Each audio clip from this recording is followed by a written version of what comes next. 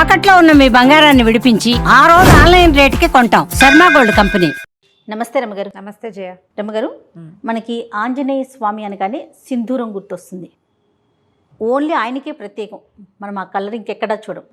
ఆంజనేయ స్వామికి సింధూరానికి ఉన్న సంబంధం ఏంటండి? కరెక్ట్గా నాకు మీ శారీ కలర్ ఇంచుమించుగా అదే అనిపిస్తుంది. సింధూరపు రంగు. ఈ గంధ సింధూరాన్ని స్వామికి, ఆంజనేయ స్వామికి సమర్పిస్తారు. చాలా ప్రత్యేకమైన సేవ. ఆయన దేవాలయాల్లో అది ఇస్తారు, అది పెట్టుకుంటాం, అది వదలదు. అవును, దేవాలయంలో ఓ పక్కన అద్దం పెడతారు, అద్దం దగ్గర అంతా అవే మరకలు కనపడుతుంటాయి, వేలు నుంచి వదిలిపెట్టదు. నువ్వుల నూనెతో రంగరిస్తారు. దీనికి పురాతన కాలం అంటే మనకు తెలిసి మన తాతల నాటి నుంచి కూడా ఆంజనేయ స్వామికి సింధూరానికి అవినాభావ సంబంధం ఉంది. ముందు కాలంలో ఏం చేసేవారో తెలియజేయ. అసలు ద్వాపర యుగంలో ఆంజనేయ స్వామికి ఏదైనా పూజ చేశారు అనే పాయింట్లు కూడా మనం వినాం. మహాభారతమే కదా మనకి ద్వాపర యుగంలో ప్రమాణం. మహాభారతంలో కానీ భాగవతంలో కానీ ఆంజనేయ స్వామిని పూజించిన ప్రస్తావన రాదు. ఒకే ఒకసారి ఎక్కడొస్తుంది? సౌగంధికాపహరణం కోసం వెళ్తాడు భీముడు. అప్పుడు ఆయనకి ఆ గంధమాదన పర్వతం మీద ఈ ఆంజనేయ స్వామి కనిపిస్తారు. అప్పుడు వీళ్ళిద్దరూ ప్రార్థిస్తే అప్పుడు భీముడి ప్రార్థనను అనుసరించి వచ్చి మీ రథం మీద కేతనంగా ఉంటాను అని చెప్పాడు. అర్జునుడి రథానికి జెండాగా ఉన్నాడు. జెండాపై కపిరాజు పద్యాలే ఉన్నాయి. అవును, ఆ కపిరాజు యుద్ధంలోనే కాకుండా వీళ్ళు విరాట పర్వంలో అర్జునుడు ఆ బృహన్నల వేషం నుంచి అర్జునుడి రూపంలోకి వస్తాడు కదా, అప్పుడు వచ్చి బృహత్ కపి వచ్చి కూర్చున్నాడు రథం మీద అని చెప్తారు మహాభారతం.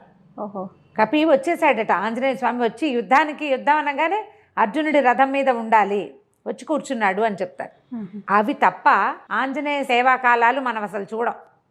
కానీ మనకి కలియుగంలో మన ముందు తాత ముత్తాతల నాటి నుంచి ఆంజనేయ స్వామిని సేవించడం ఉంది. కాలక్రమంగా రకరకాల కథలు వెలుగులోకి వచ్చే పరాశర సంహితలో ఒక ప్రత్యేకమైన కథనని చెప్తారు ఆంజనేయ స్వామి సింధూరము కాంబినేషన్ మీద. ఎందుకు వీళ్ళిద్దరికీ ఈ సంబంధం ఉంది అని. రావణ వధ అనంతరం పట్టాభిషేకం జరిగింది సీతారాములతో పాటు. ఆంజనేయ స్వామి కూడా వీళ్ళంతా వచ్చారు.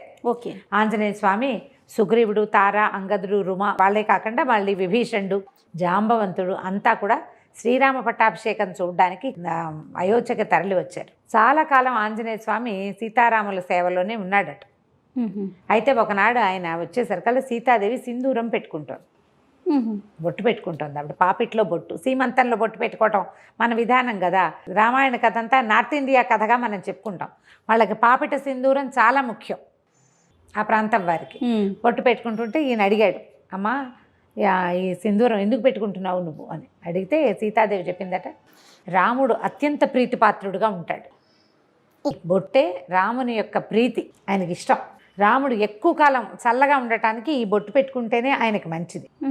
రాముని ప్రేమ, దానికి కారణం ఈ బొట్టు అని చెప్పింది.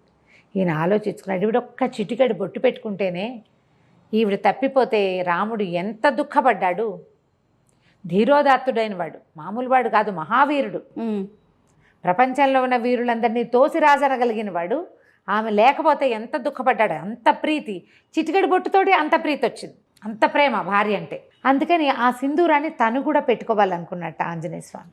రాముని ప్రేమ, దాన్ని గెలవటం, రాముడు ఎంతో కాలం చల్లగా ఉండటం కోసం రెండు చెప్పింది కదా. అవును, ఆయన ఎప్పటికీ గెలుపొందుతూనే ఉండాలి రాముడు అంటే. మనం కూడా పెట్టుకోవాలనుకుని నేనేం చేశాడు, సరే అట్లా వెళ్ళి సింధూరాన్ని తెచ్చుకున్నాడు. కపి కదా, ముఖమంతా వెంట్రుకలు ఉంటాయి. సీతాదేవి పెట్టుకున్నట్టుగానే పాపిటి పెట్టుకోవడానికి ప్రయత్నం చేశాడు, కుదరలా. ఇదంతా హెయిర్ ఉంటుంది, కుదరలేదు. సరే ఏమనుకున్నాడు, ఎట్లా రాలిపోతుంది ఇది, ఆవిడ పెట్టుకుంటే ఉందే, నేను పెట్టుకుంటే ఎందుకు లేదు, రాలకుండా ఉండాలంటే ఏం చేయాలని నువ్వుల నూనె కలిపాడట. అందులో కలిపిన తర్వాత ముఖం మీద పెట్టుకున్నాడు, నుదుటి మీద పెట్టుకున్నాక ఆయనకు అనిపించింది, ఒక్క చిటికెడు ధరిస్తేనే సీతాదేవి అంటే ఆయనకి పంచప్రాణాలు కదా, శరీరం అంతా ధరిస్తే రాముడికి ఇంకా ప్రీతిపాత్రుడిని అవుతాను నేను అనిపించింది. మొత్తం సింధూరాన్ని ఒళ్ళంతా అలదుకున్నాడట. ఆ స్వరూపంతో రాముడికి కనపడడానికి సభాస్థలికి వెళ్ళాడు. వెళ్ళేసరికల్ అందరూ నవ్వారు చూస్తే. వాళ్ళంతా సభలో ఎంతమంది ఉన్నారు, అయోధ్యాపురవాసులంతా ఉంటారు, ఇంకా సామంతులు వాళ్ళు వీళ్ళు చాలామంది ఉన్నారు. ఈయన సంబంధించిన వాళ్ళు కూడా, ఆంజనేయుడికి సంబంధించిన జనం కూడా చాలామంది ఉన్నారు. ఏమిటి వేషం హనుమ అని రాముల వారు అడిగితే అప్పుడు ఏం చెప్పాడంటే, చిటికెడు సింధూరం సీతాదేవి ధరిస్తేనే ఆమె నీకు అత్యంత ప్రీతిపాత్రాలైంది కదా, అందుకని నీ ప్రీతిని పొందడానికి నేను సింధూరం పట్టించుకున్నాను స్వామి అని చెప్పాడు. ఆ మాటకి చాలా సంతోషించాడట శ్రీరాముడు. ఎవరైతే ఆంజనేయుడికి సింధూరం పెడతాడో వాడు నాకు అత్యంత ప్రీతిపాత్రుడు. ఏ ఇంట్లో ఆంజనేయుడికి సింధూరాన్ని ఇస్తారో వాళ్ళ ఇంట్లో నేను ఉంటాను. రాముడు మనతోటి ఉంటే ఏమిటి తక్కువేమి మనకు, రాముడు ఒక్కడుండు వరకు అన్నారు త్యాగరాజు. ఆయన ఉంటే ఏమీ తక్కువ లేదు, అన్నీ ఉన్నట్టే, సర్వం ఉన్నట్టే. భగవంతుడు మనతోటి ఉండటం. దాంతో అప్పటి నుంచి ఆంజనేయ స్వామికి సింధూరం ఇవ్వటం ఒక పద్ధతిగా మారింది. ఆయనకి సింధూరం ఎక్కించడం అనేది ఒక సేవ ఉంటుంది. మంగళవారాలు కొన్ని దేవాలయాల్లో స్వామికి సింధూరం మొత్తం పట్టిస్తారు. ఏవైనా ఆర్థిక సమస్యల్లో ఉన్నవాళ్ళు, ఒక తెలియని కారణాలతోటి ఇబ్బంది పడతారు. అంతా వ్యాపారం నడుస్తుంటుంది, ఏవో ఇబ్బందులు వస్తాయి, పిల్లలు పెళ్ళిళ్ళు కుదురుతాయి, ఏవో ప్రాబ్లమ్స్ వస్తాయి, అన్నీ బాగానే ఉంటుంది, ఏమిటో ఇబ్బంది, తెలియని కారణాలు ఉంటాయి వాటికి. అవి తీరటానికి సింధూరం ఎక్కించాలంటారు. అవి ఎక్కించడానికి ఏం చేస్తారంటే ఒట్టిగా పొడి సింధూరం కాకుండా దాంట్లో నువ్వుల నూనె కలుపుతారు. నూనె కలిపిన సింధూరం ఇంకా వదిలిపెట్టదు, అందుకే అది జిగురు. అవునవును, జిగురుగా ఉంటుంది కదా. అయితే ఈ గంధ సింధూరము, ఆ సింధూరపు దాన్ని తయారు చేసే రాళ్ల వల్ల ఈ నువ్వుల నూనె కలిపితే కొన్ని చోట్ల మోకాళ్ళ నొప్పులకి వాటికి వైద్యంగా కూడా నార్త్లో వాడతారట. దాన్ని ఎక్కువ కాలం వృద్ధాప్యం రాకుండా ఉంటుంది సింధూరం అలదుకుంటే అని చెప్తారు. కానీ శరీరం అంతా సింధూరం పట్టించుకొని మనం ఎక్కడ ఉంటాం, ఉండలేకపోతాం కదా. కనీసం సంవత్సరానికి ఒకసారైనా ఆంజనేయ స్వామికి ఈ సేవ జరిపిన వాళ్ళు అకాల మృత్యువు దరిచేరదు వాళ్ళని. ఏడాదికి ఒక్కసారి మనమే స్వయంగా అలంకరించగలిగితే మంచిది. లేదా దేవాలయాల్లో ఈ సింధూరం ఎక్కించే సేవ కనుక చేయిస్తే ఇక మృత్యువు రాదని చెప్పం మనం. అకాల మృత్యు 50కి 30కి 40కి ఇంకా బాధ్యతలు ఉండగా, అమ్మా నాన్న బతికుండగానే పిల్లలు మరణించడం, 90 ఏళ్ళ అమ్మా నాన్నలు ఉంటే 70 కూడా రాని కుమారులు మరణించడం, 60లో కుమారులు 90లో అమ్మా నాన్న, పెద్దవాళ్ళిద్దరు ముదిబగ్గులు వాళ్ళు బతికి జీవించే ఉంటారు పాపం. ఈ 60 ఏళ్ళు వచ్చిన వాళ్ళు యంగ్గా యాక్టివ్గా ఉన్న వాళ్ళు చిటుక్కుని వెళ్ళిపోతారు. ఈ కష్టం రాకుండా ఆంజనేయుడికి సింధూర సేవ అంత మంచిది. వీళ్ళతోటి రాముడు ఉంటాడు.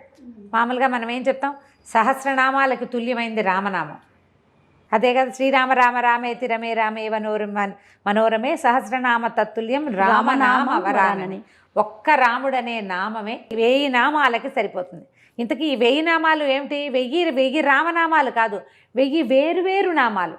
విష్ణువు యొక్క అనంత శక్తిమయాలైన 1000 పేర్లకి ఒక్క రాముడనే పేరు కరెక్ట్ మ్యాచింగ్, దానికి తుల్యమైనది. అలాంటి రాముడు మన పక్కన ఉంటాడు. అందుకని ఆంజనేయ స్వామికి ఈ సింధూరం ఎక్కించడం ఒక పద్ధతిగా మారింది. మనం ఇటీవల కాలం మనకు దగ్గరలో కూడా ఆంజనేయ స్వామికి ఏముంది, ఆయన ప్రతి వీధికి సందుకి దేవాలయాలు ఉంటాయి. అవును, ఫలానా చోటే సింధూరం ఎక్కించాలి అని పెట్టుకోకుండా ఎక్కడ కుదిరితే అక్కడ తమలపాకులతో సేవ చేయించడం. తమలపాకులు ఆకుపూజ చేస్తారు కదా, ఆయన ప్రీతి. తర్వాత ఈ సింధూర సేవ ఇది కనుక చేయిస్తే చాలా విశేషమైన ఫలితం లభిస్తుంది. తప్పకుండా రమ్మగారు. నమస్తే. నమస్తే.